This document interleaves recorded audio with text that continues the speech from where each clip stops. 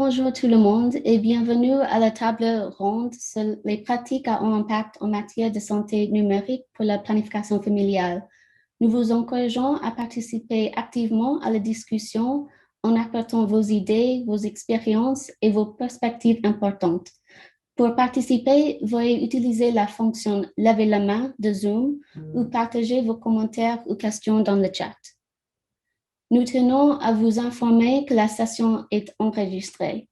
Nous avons également un graphiste dont la représentation visuelle sera partagée après la session. Nous vous invitons également à partager vos connaissances sur la mise en œuvre du programme sur les médias sociaux en utilisant le hashtag ICFPPI. Notre modérateur de la discussion est Dr. Mohamed Sangaré, qui est un médecin de santé publique spécialisé sur le changement social et de comportement, la santé numérique et les innovations et les systèmes d'information en santé. Dr. Sangaré a une expérience de plus de 20 ans dans les deux domaines qui nous intéressent aujourd'hui, le numérique et le CSC. En effet, donc, Dr. Sangaré a commencé sa carrière en tant qu'expert et précurseur de la santé numérique en Afrique de l'Ouest à travers des projets majeurs tels Téléradiologie Icon, Equiresus, Equiwanto et le RAFT.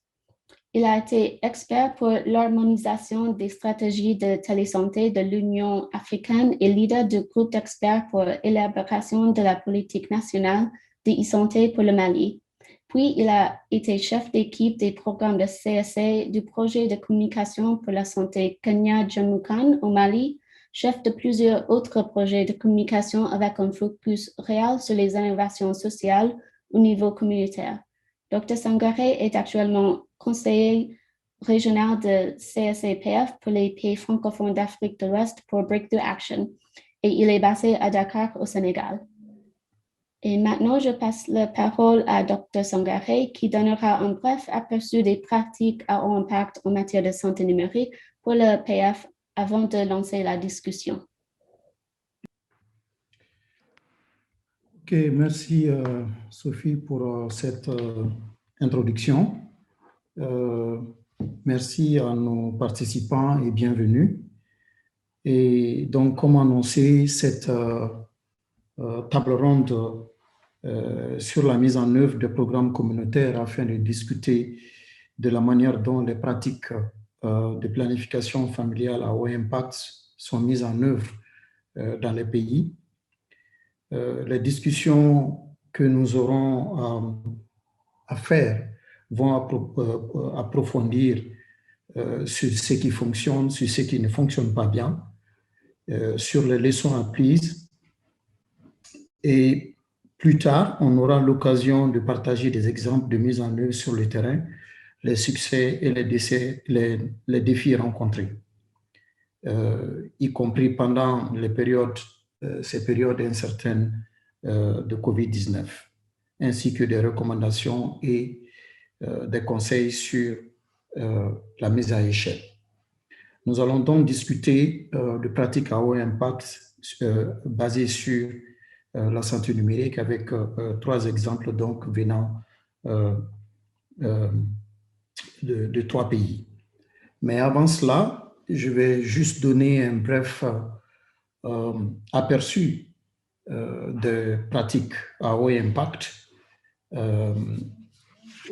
pour la planification familiale. Il s'agit donc d'un ensemble de pratiques de planification familiale fondées sur des preuves et vérifiées par des experts en fonction donc de critères spécifiques.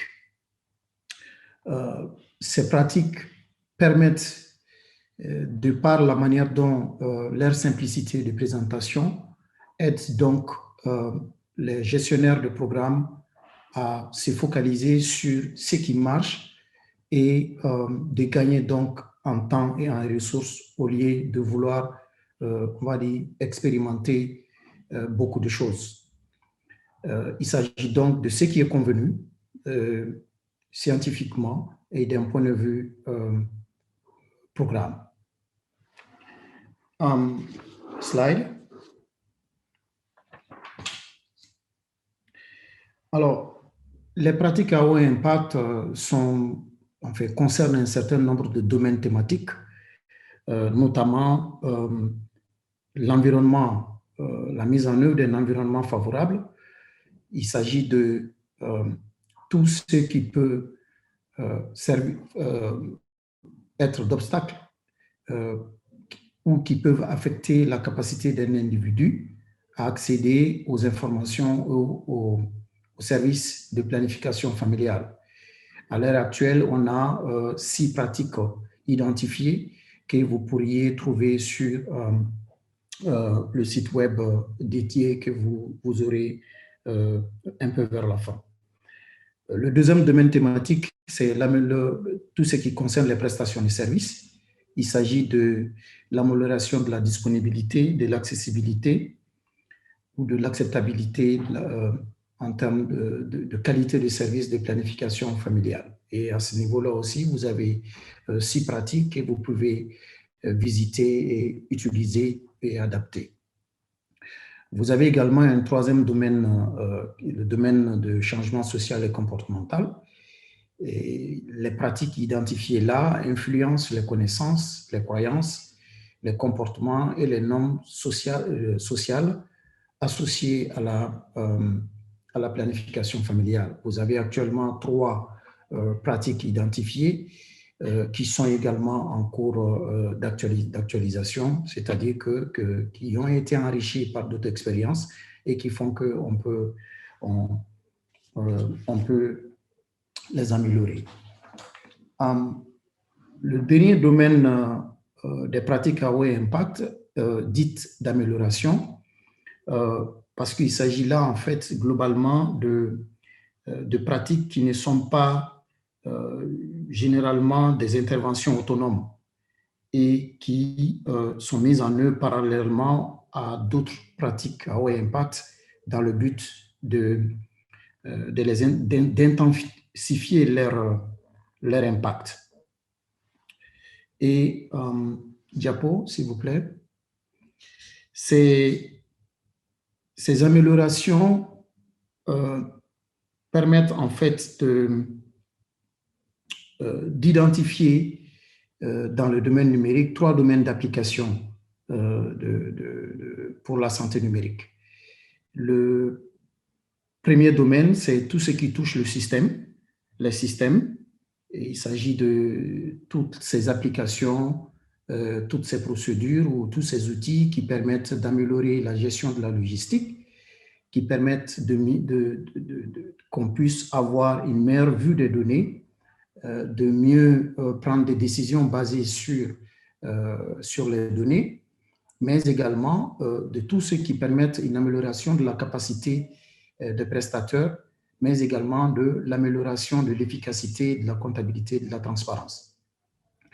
Alors, le deuxième domaine d'application de ces améliorations dans le domaine numérique, c'est les aides-mémoires, les job aids, ou souvent aussi appelés les systèmes d'aide à la décision clinique. Il y a également tout ce qui est outils de communication numérique, que ce soit par du texte comme les SMS ou par la voix comme les serveurs vocaux interactifs, tout ce qui est télésanté, télémédecine et tout ce qu'il y a comme outils de formation numérique et données numériques entre dans ce cadre-là. Et le dernier point concerne le changement social et le comportement. Il s'agit là de tous ces outils numériques et applications qui permettent d'améliorer les connaissances, les attitudes, les croyances, les attentes, les normes sociales, en augmentant la capacité des individus à agir, l'auto-efficacité, mais également d'offrir plus de possibilités pour atteindre les jeux. Slide, s'il vous plaît. Alors, bien entendu, ces domaines d'application ne sont pas, on va dire, là par hasard. C'est basé sur un cadre conceptuel, un cadre théorique qui permettent d'entrevoir le changement souhaité. Ainsi, il y a globalement dans la théorie du changement concernant la santé numérique sur ces questions-là, c'est d'abord qu'il y a un certain nombre d'obstacles identifiés, que ce soit la formation ou l'insuffisance de supervision, voire les coûts élevés des formations ou des supervisions, que ce soit le niveau limité des outils à la demande pour les fournisseurs, en particulier pour les agents qui travaillent au niveau communautaire, notamment les ASC, mais que ce soit aussi tout ce qui touche à la disponibilité, la transparence et le partage des données. Alors, ces obstacles, j'ai cité tantôt des domaines d'application. Alors, en s'inscrivant dans ces domaines d'application, que ce soit en mettant au point des aides-mémoire ou des outils d'aide à la décision, des outils de communication numérique ou faire de la formation numérique ou la fourniture ou l'utilisation efficace des données numériques, on aboutit à un certain nombre de résultats au niveau des services, notamment l'efficacité du temps, une meilleure gestion du temps de travail et des ressources, parce que la mise à disposition des outils d'aide à la décision, des outils de formation, permettent à ce qu'on puisse gagner en temps dans les formations, mais également qu'on soit plus efficace dans la réutilisation de ces ressources-là par rapport aux méthodes traditionnelles. Mais également, comme résultat, on a une amélioration de la qualité des soins, de la qualité des services par rapport aux formations et aux données fournies. Et bien entendu, cette qualité a une liaison avec des prestataires bien formés et une meilleure disponibilité et l'utilisation de meilleures données pour la prise de décision. L'objectif de tout cela, l'impact recherché de tout cela, c'est une augmentation de l'utilisation des moyens de contraception et donc aussi une réduction des grossesses non désirées. Alors, si vous voulez, si vous voulez en savoir un peu plus, voilà, il y en a beaucoup, mais c'est juste là quelques éléments qui peuvent vous permettre d'approfondir un peu, d'approfondir le sujet. Slide. Alors, on le disait tantôt, je crois que la présentation elle est finie là. On le disait tantôt, l'objet de notre discussion ici, c'est de pouvoir parler des questions de technologie, de santé numérique pour les prestataires. Et nous avons ici le plaisir d'avoir des expériences qui vont nous permettre on va dire, d'avoir un élément accrocheur pour alimenter nos discussions. Et pour cela, nous aurons le plaisir d'assister à la présentation de 3 expériences dont la première implémentée dans plusieurs pays d'Afrique, notamment le Burkina, le Niger, la Côte d'Ivoire, le Mali et le Togo. Il s'agit d'une implémentation conduite par WABA et nommée Merci mon héros. Alors, pour présenter cette expérience, j'ai le plaisir de vous introduire Léodine Toussault, qui est, on va dire, de ces leaders jeunes qui certainement feront la fierté de toute l'Afrique. Elle cumule plus de 5 ans d'expérience dans le secteur du développement communautaire, principalement axé sur le leadership des jeunes femmes et l'accès à l'information de la santé de la reproduction et planification familiale pour les jeunes. Elle sert en tant que consultante sur l'expérience qu'elle va nous donner le plaisir de décortiquer tout à l'heure. Et Léopoldine fait partie des 1000 jeunes leaders africains sélectionné par le Mandela Washington Fellowship en 2017. Et pour toujours continuer à consolider ses bases, elle est actuellement étudiante en master d'études de développement et elle est titulaire d'un bachelor en management. Léopoldine, je vous donne la parole.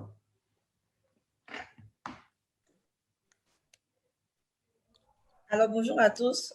Moi, c'est Léopoldine Toussoun, Léopoldine Bissonga. Vous avez un peu écorché mon nom. Donc, j'aurai la lourde charge de vous présenter l'expérience de la campagne Merci Monero.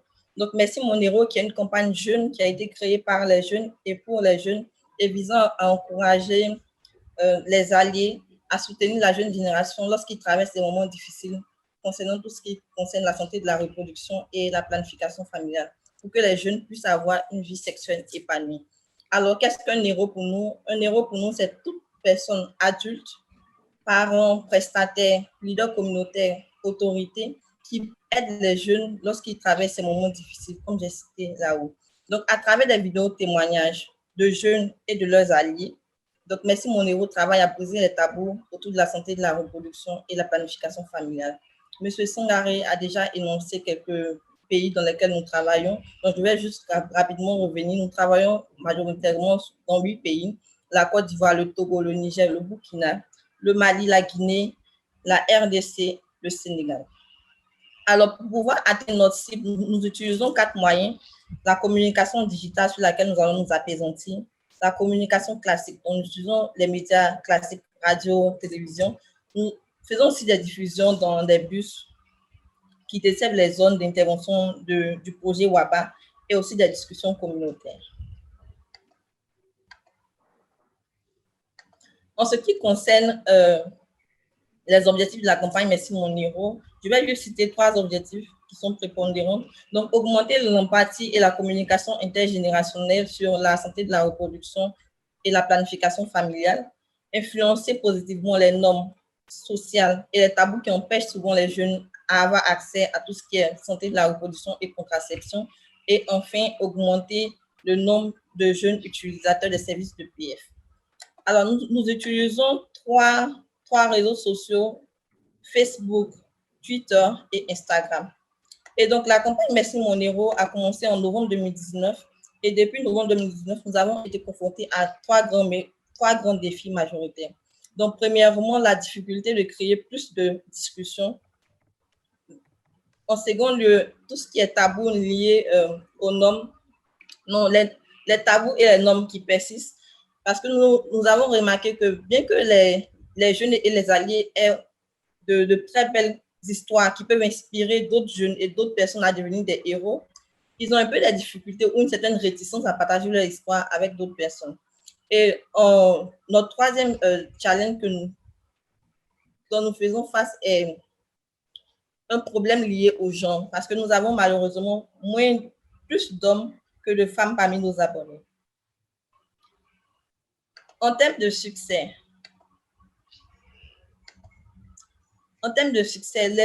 l'équipe de Merci Monero est fière de pouvoir savoir que notre nombre d'abonnés en ligne a augmenté de façon exponentielle durant une courte durée. Actuellement, sur Facebook, nous sommes à 34 540 abonnés sur Facebook et la campagne a permis de toucher plus de 2,14 millions de personnes sur les différents réseaux sociaux que j'ai cités: Instagram, Facebook et Twitter. Et il y a eu une étude qui a été conduite en Côte d'Ivoire sur l'évaluation de l'exposition de la campagne Merci Monero. Et cette étude a montré que les répondants qui ont déclaré avoir été exposés à la campagne Merci Monero étaient plus susceptibles d'adopter des attitudes favorables à la recherche d'informations sur la planification familiale et l'utilisation des services. Aussi, ils étaient plus susceptibles d'adopter un niveau d'auto-efficacité plus élevé pour discuter de PF et négocier l'utilisation de la PF avec un partenaire. Il a été aussi signalé que le taux de discussion interpersonnelle a été accru au sein des différents foyers. En termes de pratique que nous utilisons pour pouvoir mieux toucher notre cible, nous diffusons des vidéos témoignages, comme je l'ai dit au départ, pour créer de l'empathie. Nous utilisons aussi des lives Facebook. Donc, durant nos lives, nous avons soit des lives avec des prestataires où nous donnons la possibilité aux jeunes et aussi aux parents de pouvoir interagir directement avec les prestataires. Par exemple, nous avons fait un live sur la communication parents-enfants, sur la santé de la reproduction, où l'expert a donné des astuces aux parents pour qu'ils puissent briser les tabous et parler de santé de la reproduction à leurs enfants. Nous avons aussi des lives intergénérationnels donc où nous permettons aux adultes et aux jeunes de pouvoir discuter et de pouvoir briser les tabous, de pouvoir poser leurs préoccupations, que ce soit les préoccupations des jeunes ou les préoccupations des adultes. Et ces lives nous permettent de pouvoir avoir un très bon taux d'engagement, de discussion, puisque sous les lives, les internautes commentent et autres. Et entre autres, c'est aussi un indicateur pour nous pour pouvoir trouver de nouveaux sujets que nous pouvons aborder sur la page. À part cela, nous utilisons les influenceurs. Donc, les influenceurs pour pouvoir booster la campagne. Nous diffusons nos vidéos à travers les réseaux sociaux des différents influenceurs pour pouvoir aussi toucher leurs audiences. Comme je l'ai dit précédemment, nous organisons des focus group et à la fin des focus group, nous créons des groupes WhatsApp. Donc, ces groupes WhatsApp que nous créons permettent au fait de reconduire ces différentes personnes-là vers nos réseaux sociaux. Et enfin, nous utilisons un langage très familier et accessible. Nous utilisons un langage familier et accessible à notre cible. Et sans oublier aussi le sponsoring que nous utilisons. Voici ainsi présenté de façon succincte l'expérience de Merci Mon Livre. Merci beaucoup, c'est ça. Ok, merci Sophie pour cette brillante présentation. Léopoldine, pour cette brillante présentation et qui nous fait vraiment voir l'importance de la communication entre les héros, qu'ils soient des prestateurs, des parents ou en tout cas toute personne qui peut apporter des conseils, un appui à un jeune à un moment critique de sa vie. Et merci donc pour cette présentation. Je m'en vais maintenant vous introduire notre deuxième panéliste, qui est Madame Avotiana Rakutumanga. Elle est country coordinateur de DMPA SC, Access Collaborative pour JSI Madagascar, et avec de nombreuses années d'expérience dans des projets de santé financés par des fonds internationaux, axés sur la planification familiale et la gestion logistique des contraceptifs.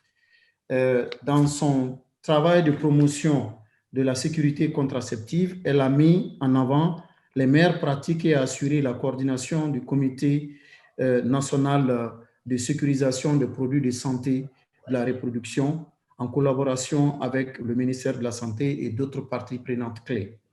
Elle possède également une forte expérience dans le développement des stratégies techniques et d'assistance technique dans le pays, le suivi des performances de la chaîne d'approvisionnement.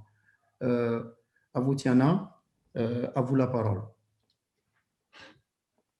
Merci de m'avoir introduit. Bonjour, bonsoir à tous. J'ai le plaisir de partager aujourd'hui avec vous l'expérience de Madagascar pour une supervision virtuelle des prestataires PF qui a été conçue en raison de la perturbation liée durant la période de Covid. Ma présentation, je vais commencer par un aperçu du processus. Ensuite, je parlerai de quelques résultats, quelques défis et limitations également, pour finir avec les messages clés et la conclusion.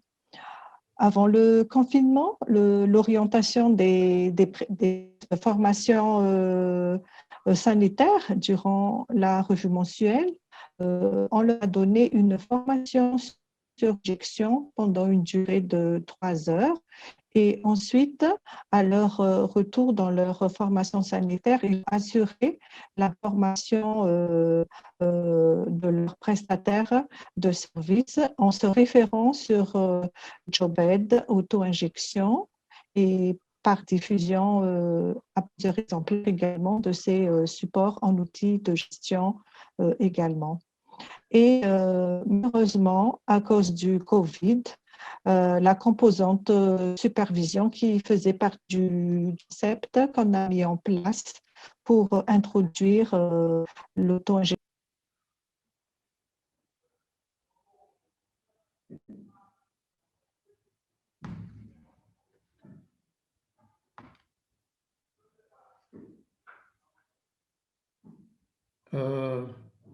Je crois que nous avons perdu Ravutiana.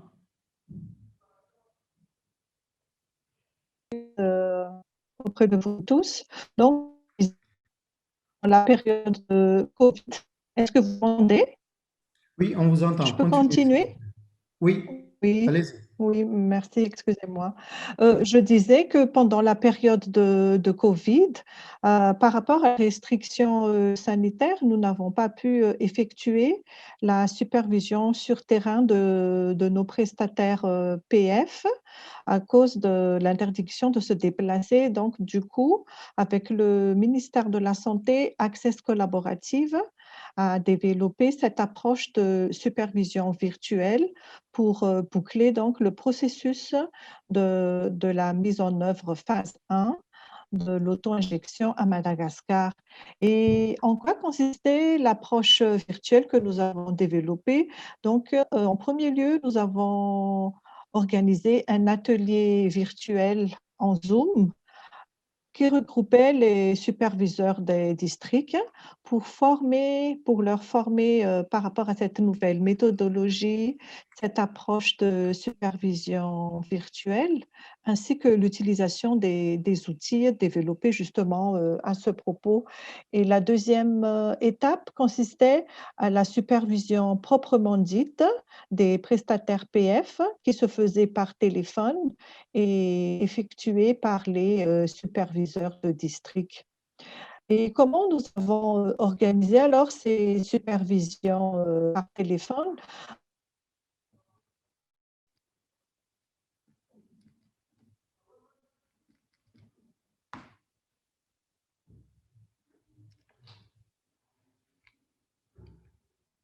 Avotiana.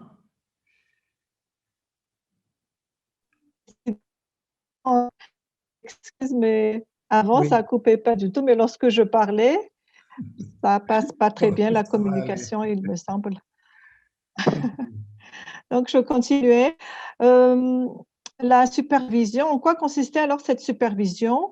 Donc, ça a été axé spécialement sur l'évaluation de la qualité du counseling donné aux femmes dans le cadre de l'auto-injection à travers un jeu de rôle. On leur faisait pratiquer un jeu de rôle où le superviseur était le client et le prestataire donc simulait une orientation de la cliente sur la façon de comment se déroulaient les étapes de l'auto-injection.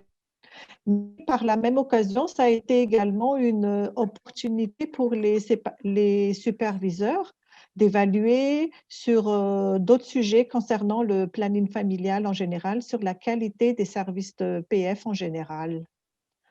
Parmi les grands avantages de cette approche, nous pouvons dire que c'est vraiment intéressant dans le sens où toutes les formations sanitaires, 100% des formations sanitaires ont pu être supervisées par cette approche virtuelle, par opposition à seulement la moitié selon le plan élaboré dans le contexte avant Covid, qui consiste en déplacement sur terrain.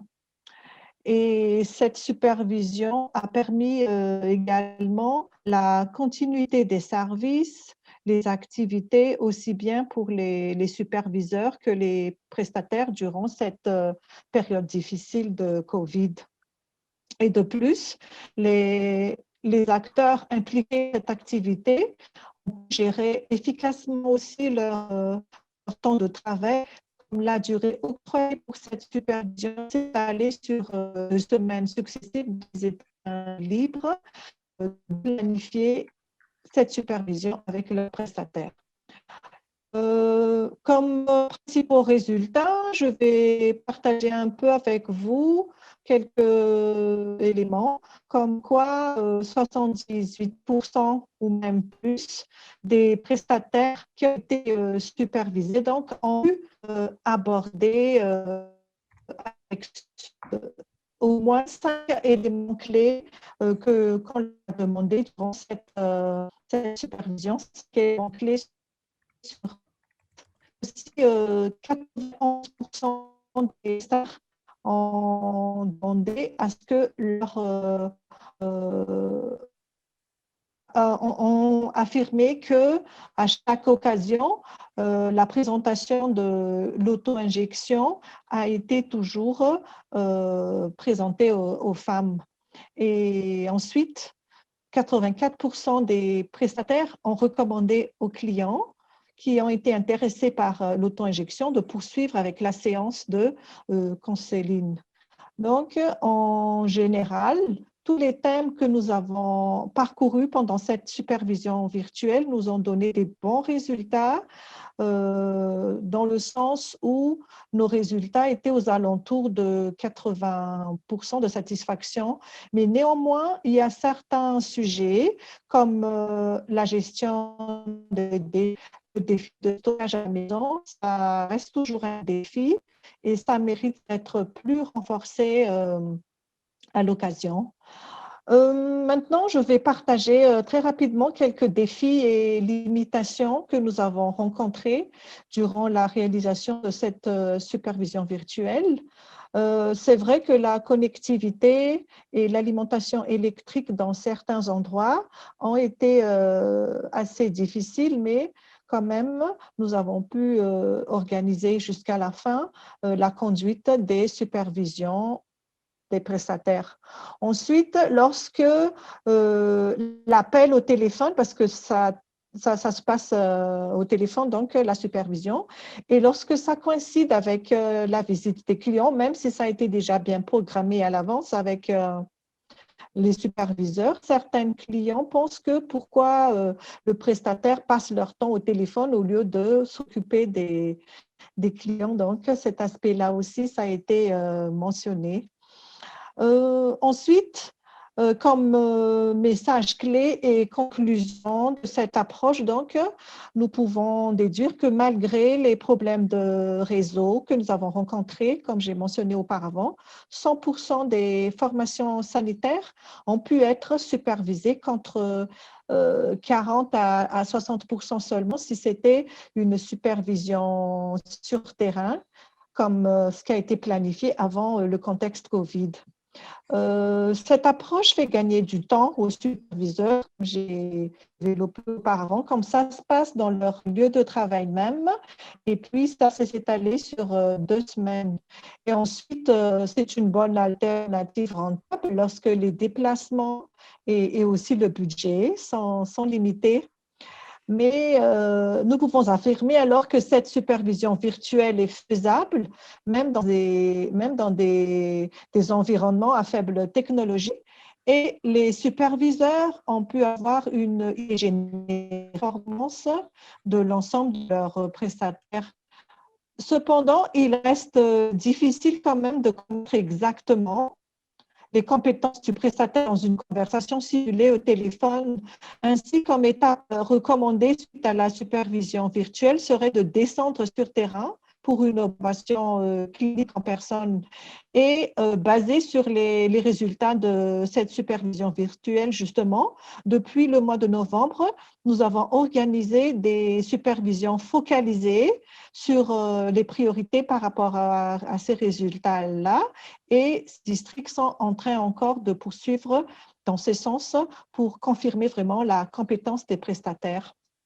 Et bref, pour finir, à Madagascar, donc, nous optons avec le ministère de la Santé cette approche hybride, virtuelle et des centres sur terrain ciblés pour la continuité et l'extension de l'offre de l'auto-injection dans notre district.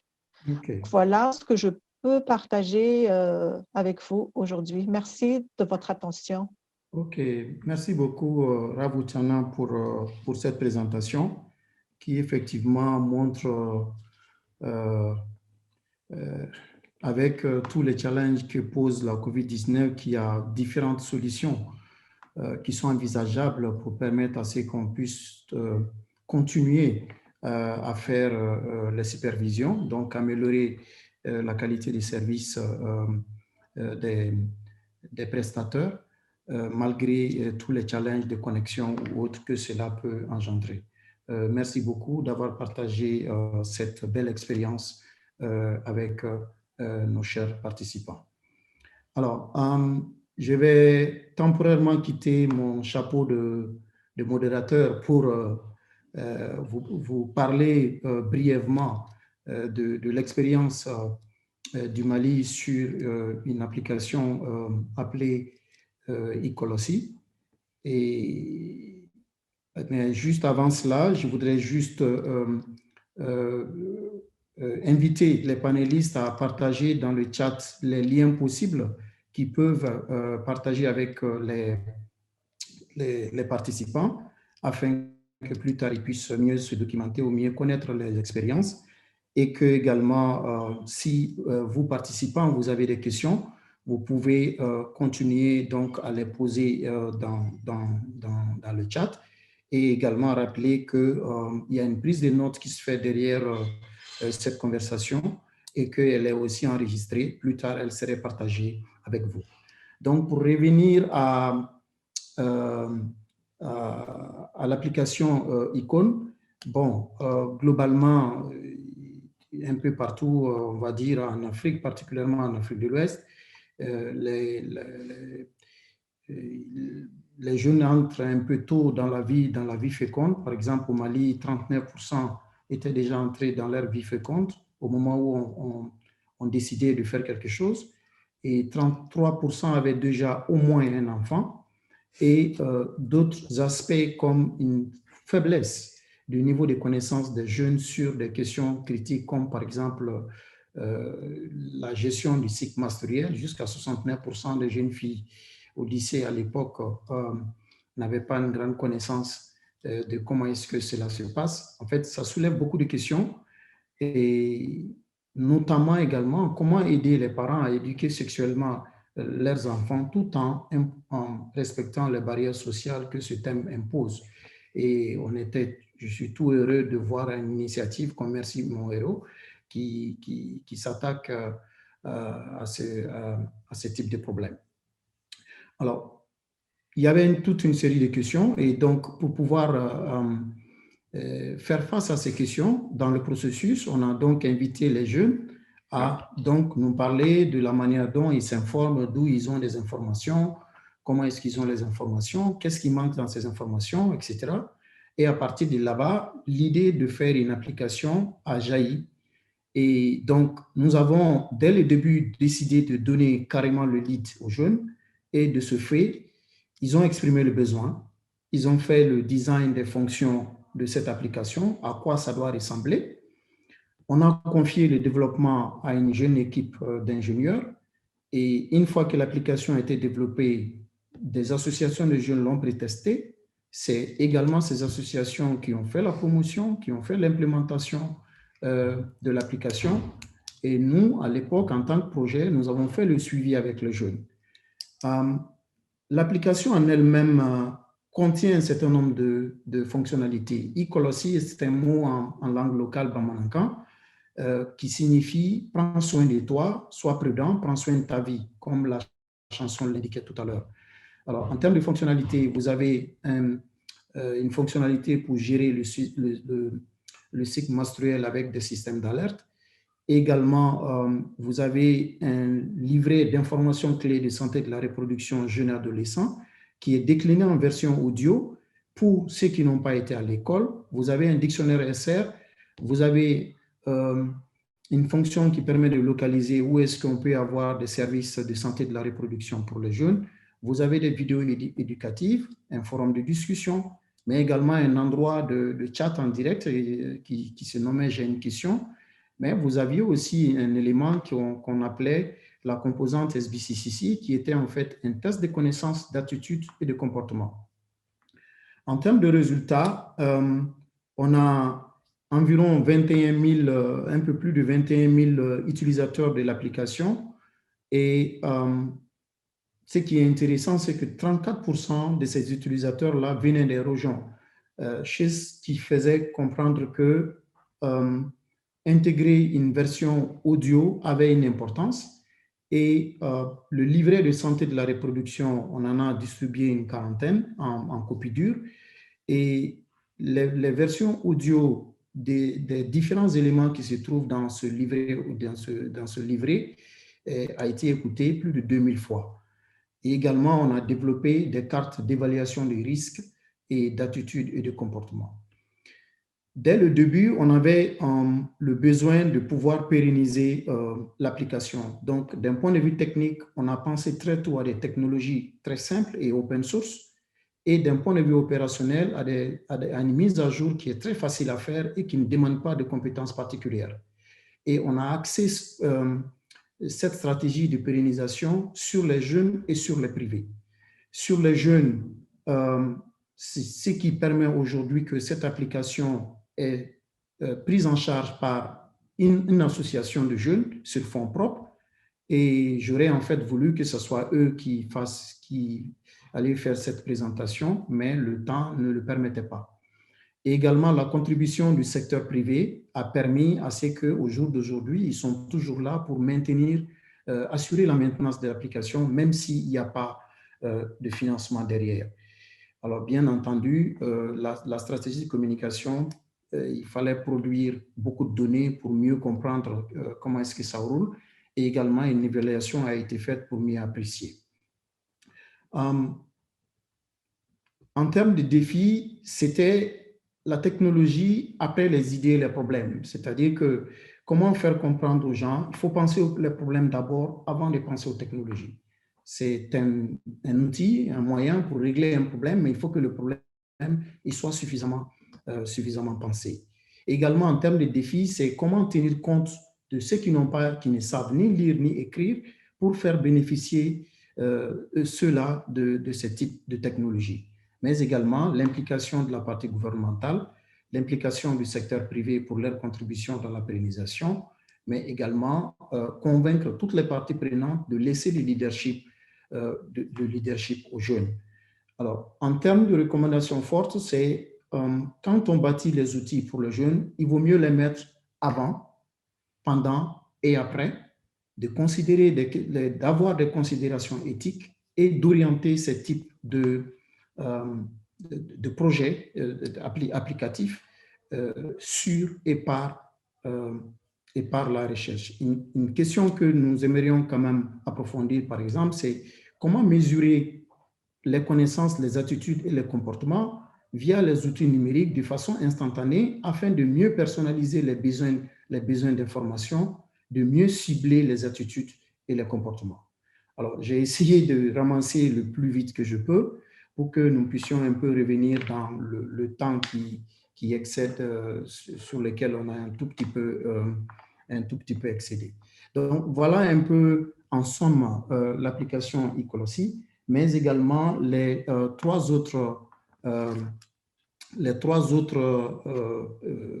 présentations que nous venons de suivre. Alors, à partir de là-bas maintenant, nous pouvons engager les discussions, comme on le dit. De la discussion jaillit la lumière. Alors, ne vous retenez pas, dites-nous tout.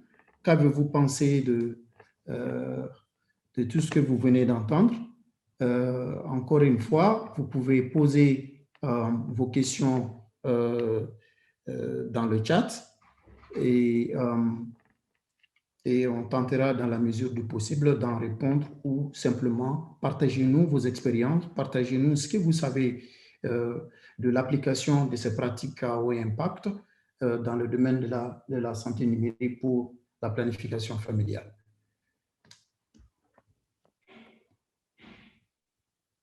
Alors, j'ai ici une question. Oui, ça, ce n'est pas un problème. Fitiavana pose la question de savoir si on peut envoyer les liens. Oui, vous aurez les liens et les différentes documentations, y compris le document technique qui peut vous permettre de... Alors, j'ai une question venant de Tori, et là, c'est pour nos deux panélistes. Et la question, c'est de savoir comment est-ce que vous avez évalué ces approches, on va dire, de santé numérique. Donc, c'est une question pour Aboutiana et pour Léopoldine. Comment est-ce que vous pouvez un peu nous parler de la manière dont vous avez évalué vos deux initiatives? Merci. Oui, merci Mohamed, et puis merci aussi à Tori d'avoir... votre vidéo pour améliorer la qualité? D'accord. Là, je crois que ça va mieux comme ça? Oui, allez-y. OK.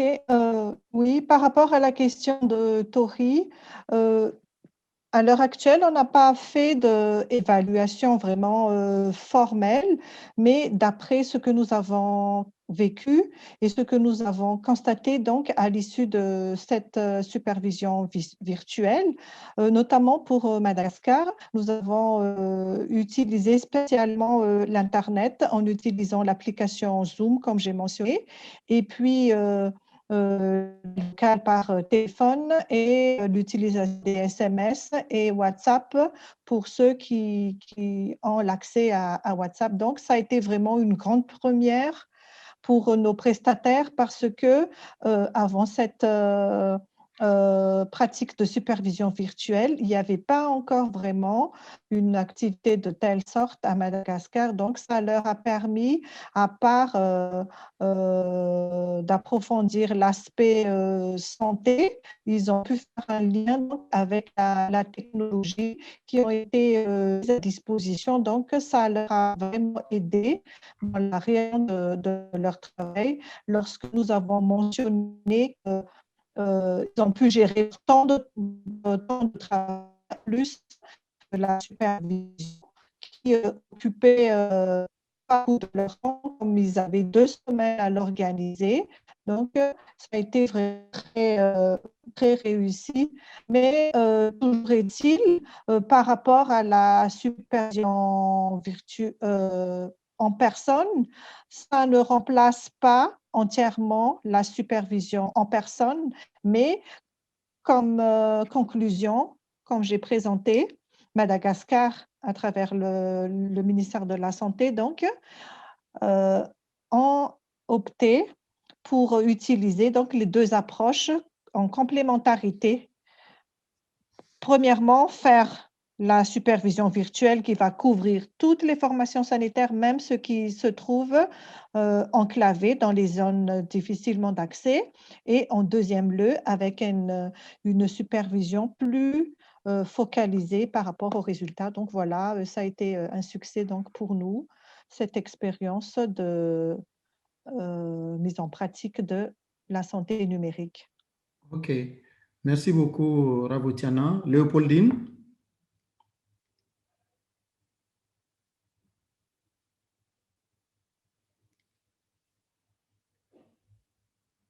Léopoldine? Bon, en attendant que Léopoldine nous rejoigne, je vais... Allô? Oui, OK, on vous écoute. Désolée, je vous avais perdu.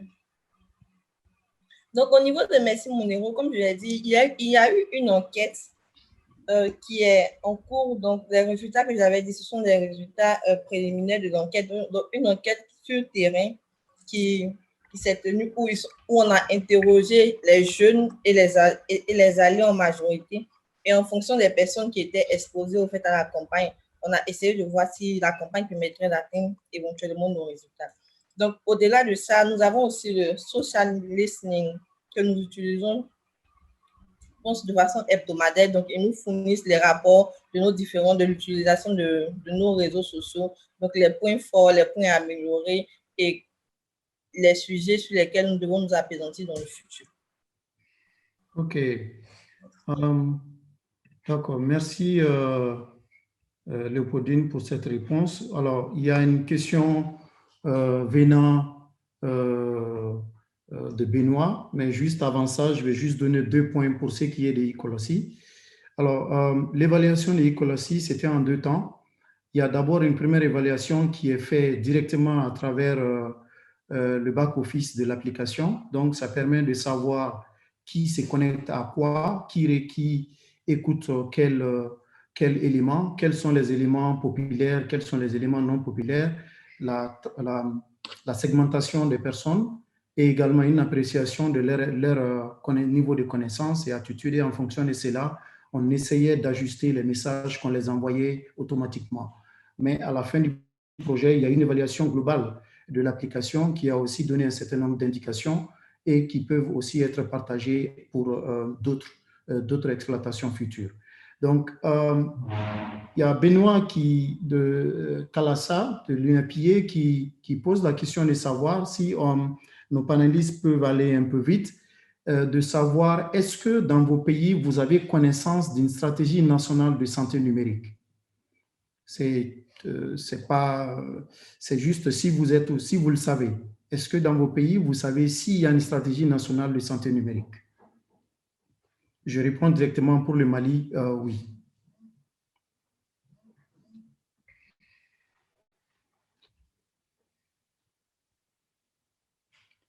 Léopoldine? Pas à ma connaissance en Côte d'Ivoire. OK, d'accord. Alors, donc là, je vais juste aller sur une deuxième question, Léopoldine, pendant que vous y êtes. Alors, quels sont les plans de mise en œuvre, de mise à échelle ou de poursuivre les succès du programme? C'est une question qui est posée par Julian.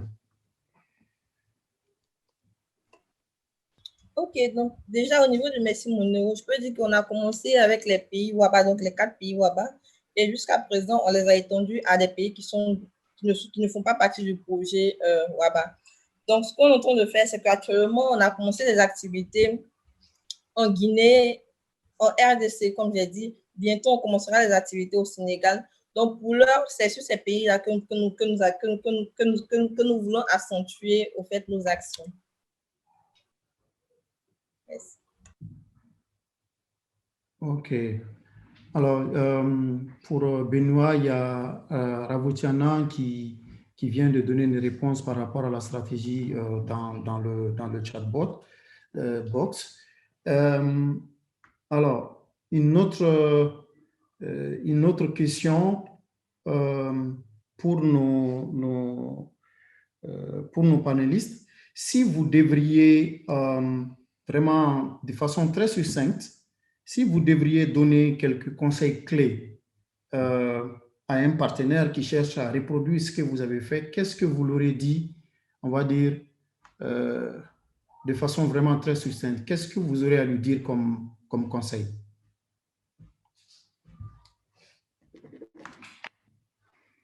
Genre, qu'est-ce qu'il faut faire, qu'est-ce qu'il ne faut pas faire?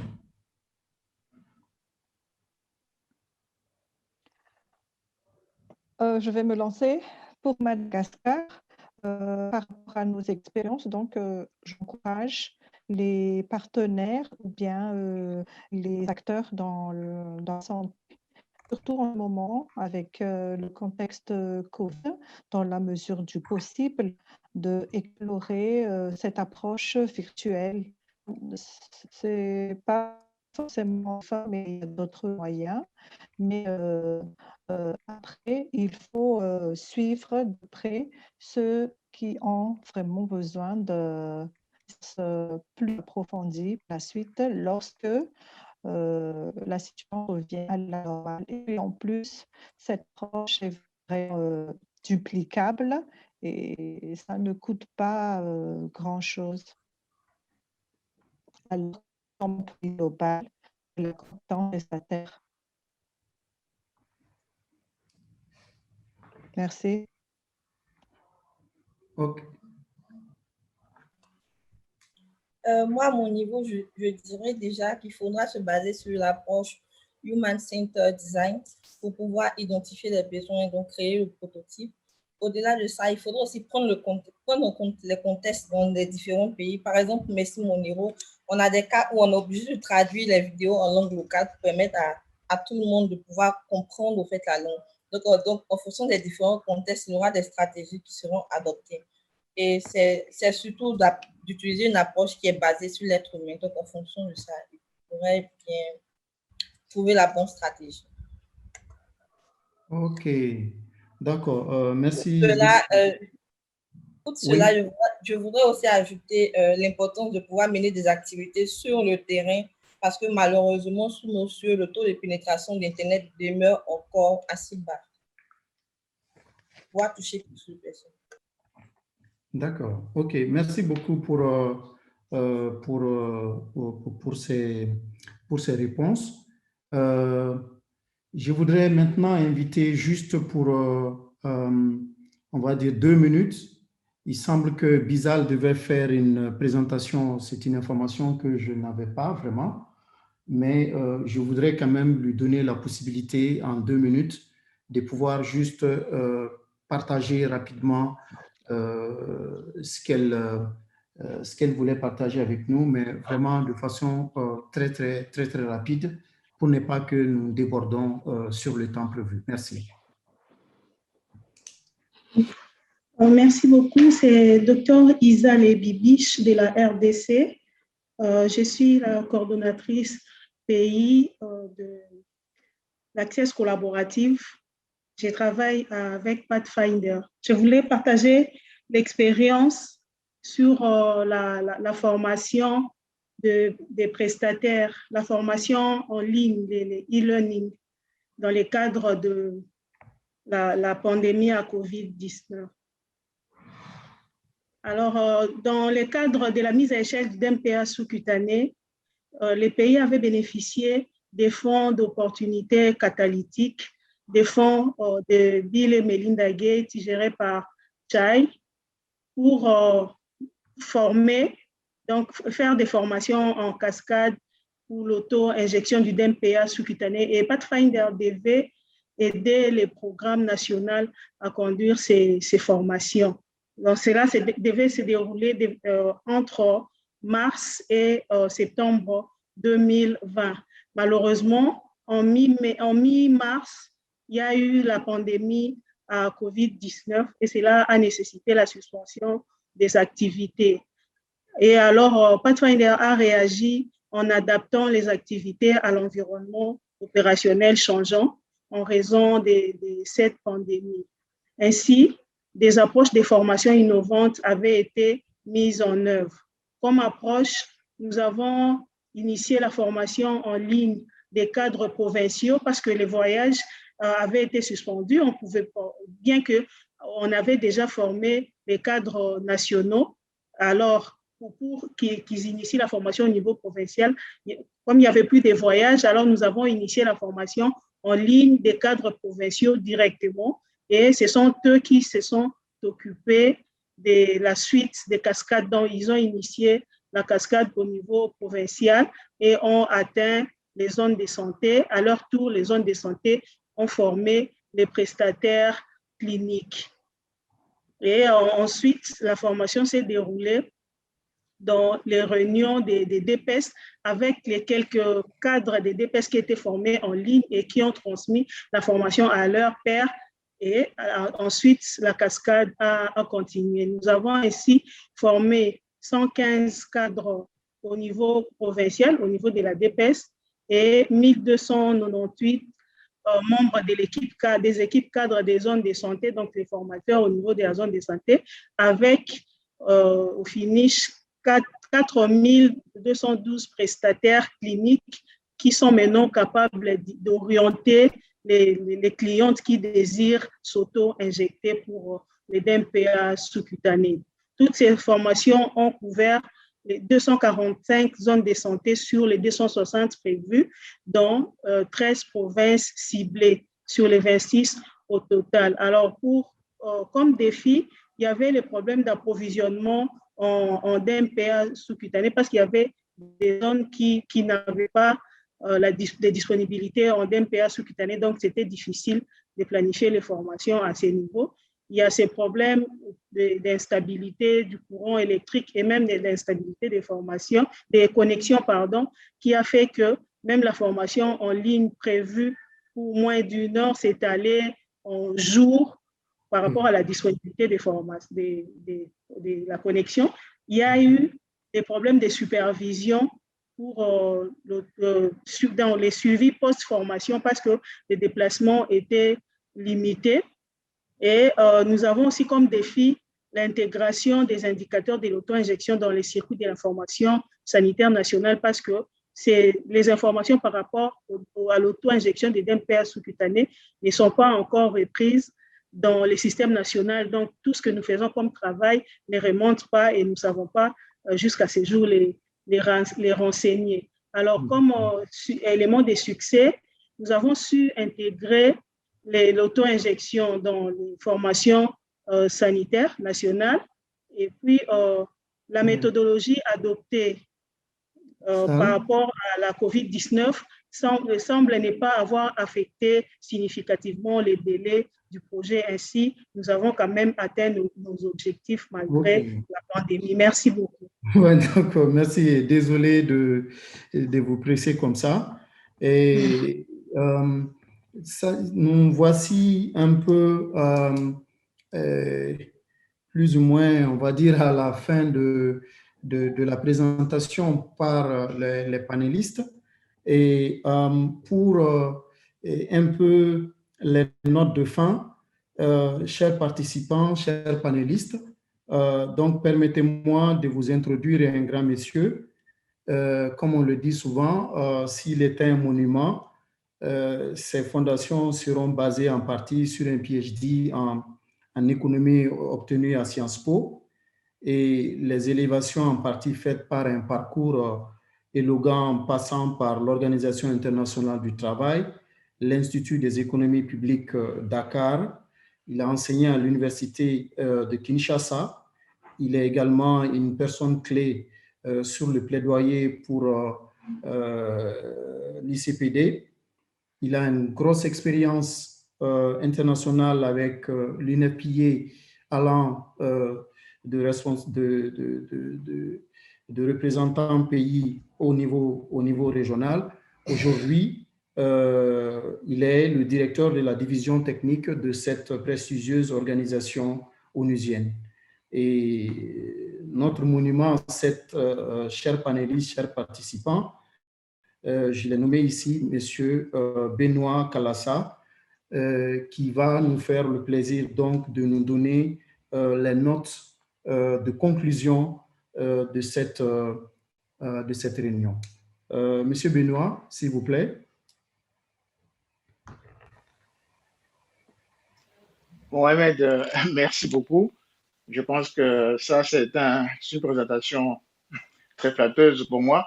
Mais je suis ici surtout en tant que co-facilitateur donc, du sous-comité au sein de ACFP avec l'USAID et un collègue professeur de l'Université de Makerere sur un sous-comité que nous avons poussé d'établir qui se focalise sur la mise en œuvre.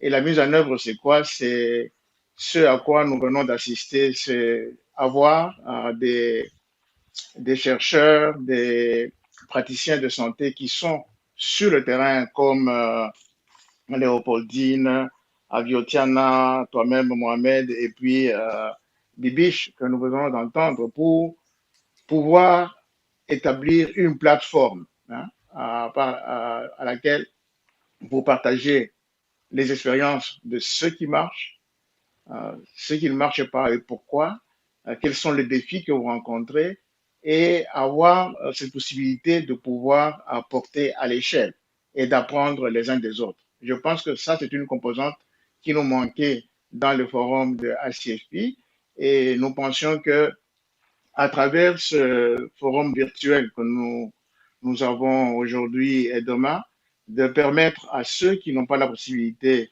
de voyager, de pouvoir au moins être engagé et de continuer à s'engager. Pour revenir à la thématique d'aujourd'hui, à la santé numérique, j'ai posé une question à dessein dans le chat sur l'existence de stratégies nationales de santé numérique. C'est important, c'est la fondation pour nous. Parce que si vous le savez, au cas où vous ne le saurez pas, il y a une stratégie globale de santé numérique qui est venue de la déclaration de Astana sur les soins de santé primaires. Donc, il faut que nous ayons ça comme fondation et voir comment cela s'adapte dans les différents pays. Ce qui arrive, c'est quoi? C'est qu'il y a beaucoup de partenaires qui arrivent dans les pays avec des solutions technologiques qui parfois ne sont pas assez matures et ça devient de la distraction pour les prestataires de santé. Donc, cette stratégie nationale a pour mission de pouvoir encadrer tout cela, qu'il y ait l'infrastructure nécessaire, qu'il y ait, n'est-ce pas, la gouvernance pour protéger comment vous appelez, les données de privacy des gens, comme ça. Donc, tout cela, nous devons en tenir compte. Et c'est juste quand l'infrastructure est en place, quand la gouvernance est en place, que nous pouvons maintenant voir comment, en cas, n'est-ce pas, d'une rupture liée à des problèmes humanitaires comme c'est le cas du Covid, comment nous pouvons assurer la continuité des services. Je pense que ça, c'est très important. Et les composantes, les domaines que Mohamed nous a présentés au début, que ce soit les systèmes, le rôle des prestataires ou les clients ainsi que les changements de comportement, cela a été illustré avec, n'est-ce pas, l'exemple de, comment ça s'appelait encore, de Merci Mon Héros ou bien l'application du Mali sur Icolosi. Donc, tout cela, nous devons voir et continuer ce dialogue que nous avons commencé aujourd'hui, où nous partageons. Donc, je crois que Mohamed a donné un lien au début sur la plateforme des initiatives à haut impact à laquelle vous pouvez souscrire. Mais nous vous invitons aussi à aller sur la page de ICFP pour joindre la communauté donc, du sous-committee on implementation of programs. Comme ça, nous pouvons continuer ces discussions, apprendre les uns des autres, pour que quand on va arriver à la conférence en personne en Thaïlande, nous puissions voir maintenant où nous en sommes et avoir, n'est-ce pas, des conversations encore plus nourries et plus longues sur ces différents aspects. Donc, pour moi, au nom de mes collègues de l'USAID et de l'Université de Makerere, je voudrais remercier encore Mohamed, Léopoldine, Ivertiana et Bibiche pour ce travail, ainsi que les collègues donc, de John Hopkins pour nous avoir offert l'infrastructure pour avoir échangé aujourd'hui. Et je nous souhaite de rester en bonne santé pendant ces périodes parce que nous sommes toujours sous la pandémie donc, de Covid et puis que nous puissions continuer à voir comment amener à l'échelle et garder au centre la personne et sa protection pour le futur. Merci encore et à toi Mohamed, et merci encore. Ok, merci beaucoup Benoît pour ces mots de fin. Moi, il me reste juste à remercier l'ensemble des participants, les panélistes, vous-même Benoît, et Sophie et tous ceux qui techniquement sont derrière à nous aider à faire en sorte que cette table ronde s'est passée dans de bonnes conditions. Et donc, c'est la fin donc, de cette table ronde. Et merci encore à tout le monde et bonne continuation. Merci.